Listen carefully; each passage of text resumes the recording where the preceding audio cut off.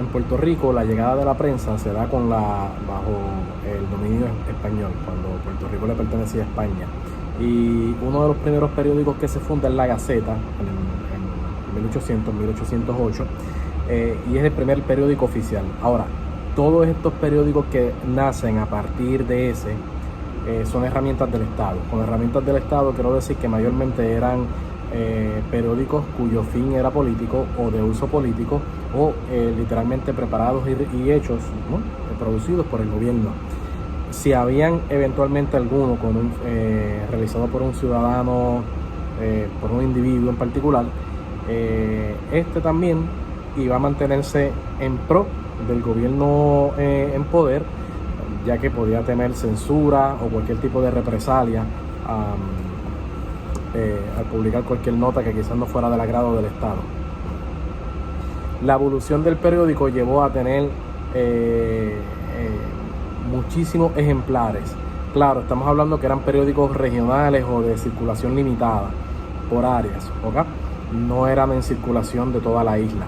Así que eventualmente vemos que de tener muchos periódicos vamos teniendo menos.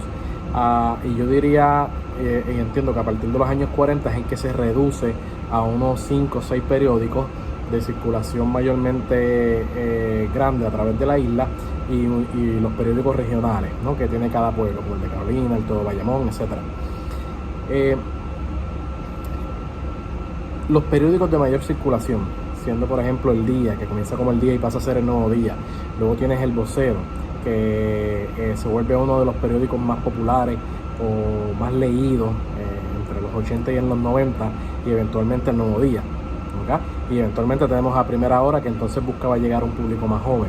Y hoy en día hemos tenido variedades de intentos de periódicos, como lo fue Índice, y otros que tratan de llegar a un público más joven, tratando de impactar a esa población y tratando de lograr ventas en los periódicos.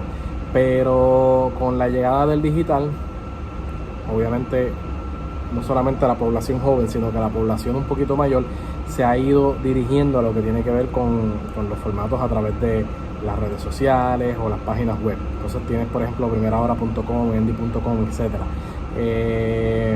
que se tardó y se demoró en ocurrir y suceder porque los periódicos, claro, no pueden cobrar una pauta de un anunciante igual a como la cobran en el periódico impreso versus a como la cobran en la página web. Sale más barato en web, por ende menos dinero para uno. Y por eso hemos visto que ellos a partir de los 90 han hecho despidos y cambios. Otra cosa que hemos notado en el presente de la prensa es que ya no hay una prensa o un periodismo serio. Mayormente vemos una prensa dirigida más hacia el espectáculo o hacia lo que sea controversial o ciertos tópicos, y de repente eventos que quizás tienen mayor importancia o relevancia, como podríamos decir el descubrimiento de una pieza artística, la presentación de una obra teatral. Esos eventos quedan rezagados en todo. Por ejemplo, en la sección de cultura tú vas a ver que le van a dar más atención al estreno de una película de Marvel que al estreno de una obra teatral local, ¿okay?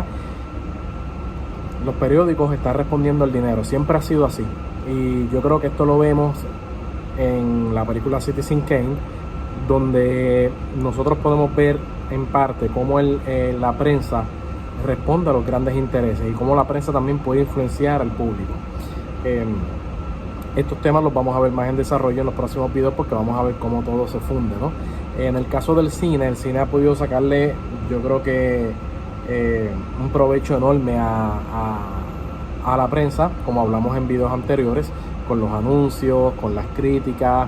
Y aunque en Puerto Rico yo entiendo que esto no se ha dado como se ha dado en otros países donde se compran críticos de cine, pero sí se ha dado un fenómeno aquí en la isla en donde los periódicos llegaron a poner o ubicar personas que no necesariamente tenían estudios o tienen estudios en cinematografía ni apreciación al arte para poder dar una crítica a una obra cinematográfica, pero escriben bien. Por ejemplo, tenemos a Alexis Sebastián Méndez, que escribía para Primera Hora. Él escribía artículos y de otras cosas, ¿no? Tenía la sección de la vida misma, y de repente lo teníamos escribiendo críticas o reseñas de las películas. Creo que de los dos críticos de cine que han impactado a lo que tiene que ver con el periodismo en Puerto Rico, lo ha sido el señor Luis Trelles, que yo creo que es el papá de los críticos aquí en Puerto Rico. Una persona que se dedicó y es difícil refutar su formación. El tipo tenía un paladar cuando tú lees sus escritos y sus críticas. Y Juanma Fernández París, independientemente tú no estés de acuerdo con sus opiniones o reseñas, es una persona que tiene una formación y se preparó para eso, y que lo puedes ver cuando escribe. Es una persona que tiene un bagaje. Claro, tenemos otros quizás como Mario Alegre, que no tienen quizás una preparación como estas otras dos personas, pero que también tienen un paladar y una manera para hacer un acercamiento a la crítica o a la reseña de cine. En los últimos años los periódicos han un poquito dejado un poco las críticas de cine, restando la importancia y manteniéndolo simplemente como reseña, y esto me parece que responde a que muchas de las agencias de publicidad y de promoción de las compañías de estas películas que residen en Puerto Rico quizás ponen menos anuncios en ese periódico y ponen más anuncios en este, porque este periódico su crítico nos tira versus este. Y ese tipo de censura existe. No sé si específicamente así ocurrió aquí en Puerto Rico, pero puedes notar cómo de repente han quitado los críticos de cine para poner simplemente personas que escriben reseñas neutro para mantener a esas compañías para que se anuncien en sus periódicos. Aquí vamos a terminar con este tema de prensa, básicamente, y entonces vamos a pasar en los próximos videos a los otros medios tradicionales que existen todavía y que están linkeados con el cine.